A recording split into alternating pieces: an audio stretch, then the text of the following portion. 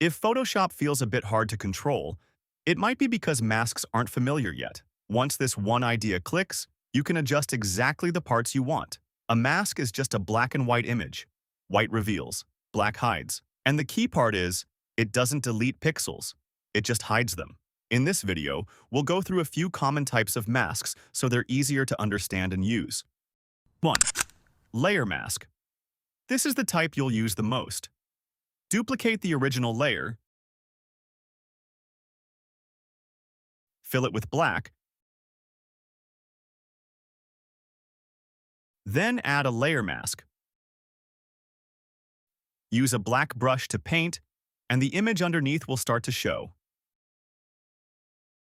You can change the brush shape to see different effects. Now switch to a white brush, and the effect will be reversed. The visible areas will be hidden again. Let's take it a step further. Darken the top layer to keep more detail in the sky. Hold Alt and click on the mask icon to create a black mask. Then use a brush to paint back the sky and adjust the softness to keep the transition natural. This is how you use a layer mask to blend different areas together. If you can control the brush, you can control most masks in Photoshop. 2.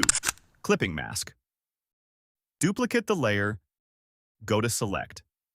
Choose Sky, then add a mask. Now, the top layer contains only the sky. Next, create an adjustment layer. Gradient map. Pick a bold color range and set the blend mode to overlay. Right-click and choose Create Clipping Mask. A clipping mask limits the top layer, so it only affects the layer below. In this case, the gradient map only affects the sky that was isolated earlier. Now let's try another example. Select the window area, add some feather for softer edges, then turn that selection into a new layer. Bring in the city image. Hold Alt and click between the layers to create a clipping mask. Now the city is contained inside the window, and you can adjust it freely. 3. Quick mask. Click the Quick Mask icon in the toolbar to enter Quick Mask mode. You'll see a red overlay on the layer. Select the brush, choose a suitable shape, and paint over the area you want. Once done, click the Quick Mask icon again to return to normal mode.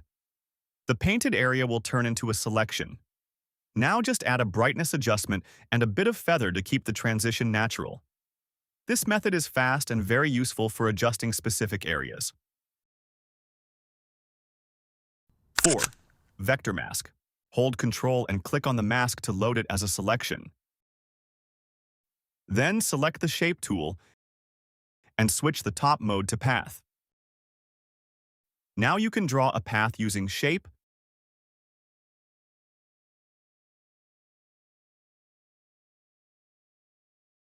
Custom Shape,